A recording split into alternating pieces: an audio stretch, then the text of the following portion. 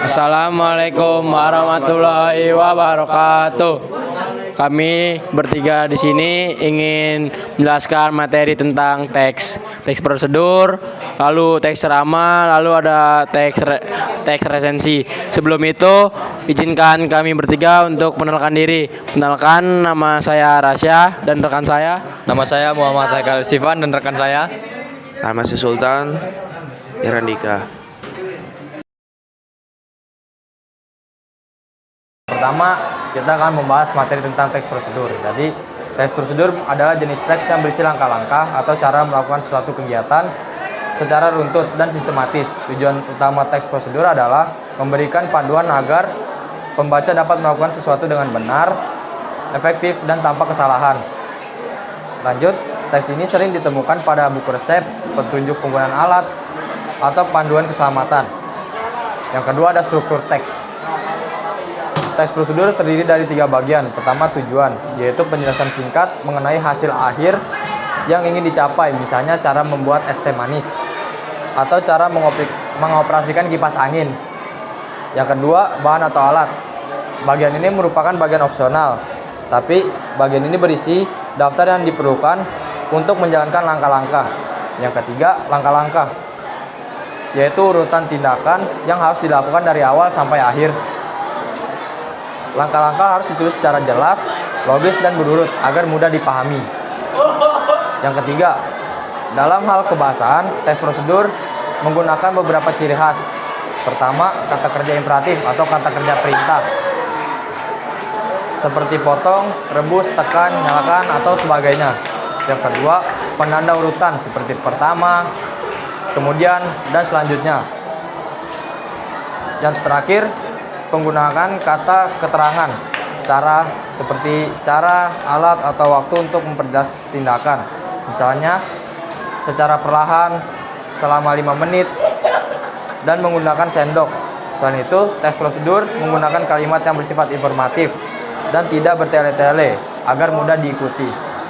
Nah, di sini ada contoh sederhana dari teks prosedur, yaitu cara mengisi baterai handphone. Yang pertama, siapkan charger yang sesuai. Yang kedua, sambung charger ke handphone.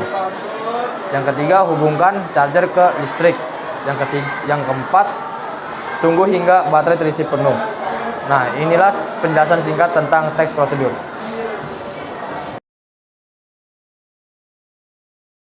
Yang kedua ada teks ceramah. Teks ceramah adalah pidato lisan berisi ajaran, lalu nasihat atau informasi yang disampaikan di depan publik dengan tujuan mendidik, mengajak, atau memberikan petunjuk. Lalu seringkali berfokus pada agama, namun bisa juga tentang topik lain seperti sosial atau literasi yang memiliki struktur pendahuluan, isi, tesis atau argumen, dan penutup, serta menggunakan bahasa yang persuasif dan sopan. Lalu tujuannya bisa untuk meningkatkan kesadaran sosial, keimanan, atau pemahaman akan suatu hal, seperti contoh teks tentang sedekah, jujur, atau pentingnya literasi. Lalu di teks ceramah juga terdapat strukturnya. Pertama, pendahuluan, salam pembuka, lalu penghormatan, puji syukur, atau pengantar topik. Lalu yang kedua itu ada isi. Isinya itu ada teks atau argumen, penyampaian gagasan utama, dan pendukung berupa nasihat, dalil, atau kisah. Lalu yang ketiga itu penutup. Biasanya penutup itu ditutup dengan rangkuman, permohonan maaf, lalu salam penutup. Lalu teks ceramah juga bukan hanya strukturnya saja, ada juga ciri-ciri kebahasaannya. Yang pertama, menggunakan bahasa yang baku, sopan, dan efektif. Lalu yang kedua itu bersifat persuasif, mengajak atau membujuk. Lalu yang ketiga itu mengandung pesan moral atau nilai yang positif. Lalu di sini juga ada contoh topik dan pesan. Yang pertama itu keagamaan, pentingnya bersedekah, menghindarkan dari neraka, investasi akhirat, keutamaan doa atau itikaf di bulan Ramadan. Lalu yang kedua, akhlak. Akhlak itu ada kejujuran, menepati janji, dan menjadi pribadi yang bermanfaat bagi semua orang lainnya. Udah cukup segitu saja buat teks ceramah yang materi ceramah ini. Yaitu yang ketiga ada teks resensi.